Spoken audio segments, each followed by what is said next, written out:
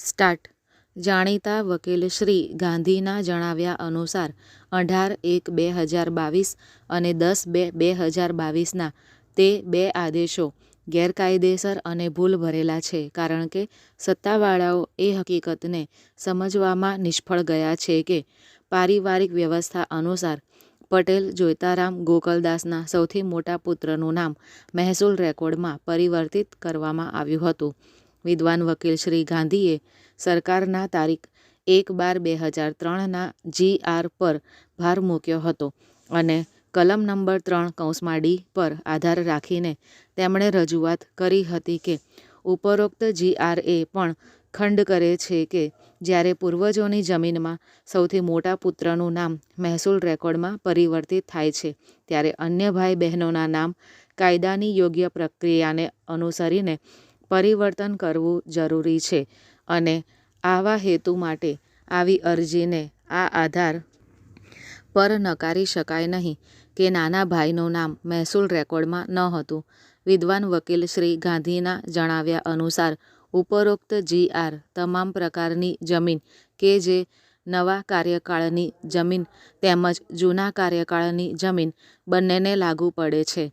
વર્તમાન અરજદારની જમીન જૂની મુદ્દતની જમીન છે તે હકીકતને ધ્યાનમાં લેતા ઉપરોક્ત GR વર્તમાન અરજદારના કિસ્સામાં પણ લાગુ થશે. પેરેગ્રાફ.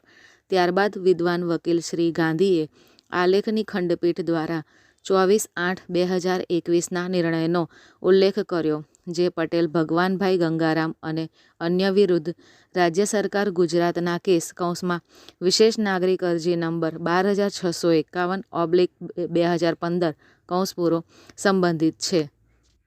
શ્રી ગાંધીએ રજૂઆત કરી કે અદાલતની ખંડપીઠે આ કેસની ચર્ચા કરતી વખતે 1/12/2003ના ઉલ્લેખિત GR પર વિચાર કર્યો હતો અને 4/8/2021ના ચુકાદા મુજબ અદાલતની ખંડપીઠે સત્તાવાળાઓને તે અરજદારના નામ રેવન્યુ રેકોર્ડમાં દાખલ કરવાનો આદેશ આપ્યો હતો. પેરેગ્રાફ.